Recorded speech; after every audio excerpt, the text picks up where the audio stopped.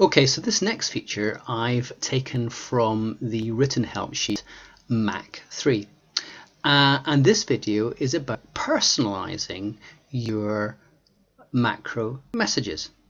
Now, when I click on, for example, my button here that says reactions, at the moment it's not a very interesting message. In fact, it's fairly standard, and it's not very personalized at all.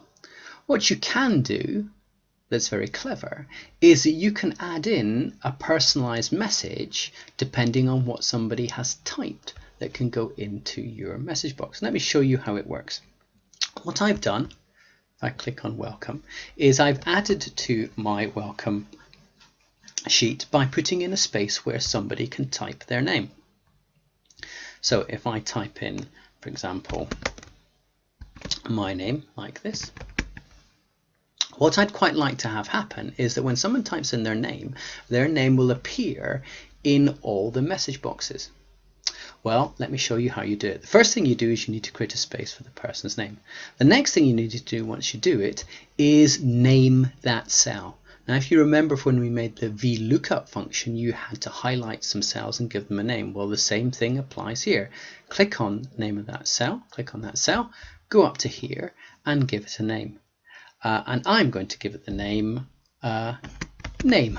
There we go. And press enter.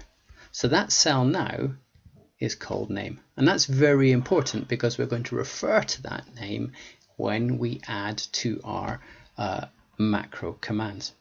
So when we're writing our Visual Basic, we need to remember that cell, which means we need to go to our Visual Basic commands, and here they are here.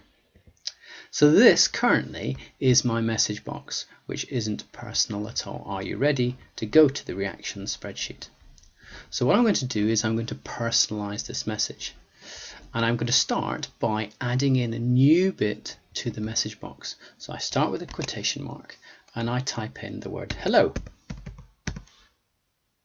And then a space and then a quotation mark. What I'm going to do now is I'm going to link in that cell that I named, and to do that I need to close the quotation marks. Then I need to add an ampersand or an and sign like that. Then I need the word range like that, then a bracket, then a quotation mark, and I need to type in the name of my cell, which is name, and put another quotation mark in and close the bracket. So that's now going to say hello whatever somebody types in that cell. And then I need to link in this sentence. So I put another ampersand or and sign like that. Now I need to put a full stop after here. And what I'm going to do is I'm going to put a full stop at the start of this message here. So I'm going to put a full stop in and then a space.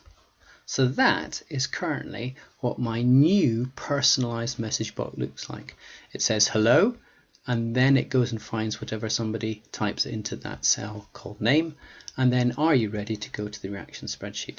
Well, let's test it out. If I go back to my spreadsheet, I'm going to delete this just to show you. I'm going to do it from scratch. I'll type in Mr. Williams. There we are.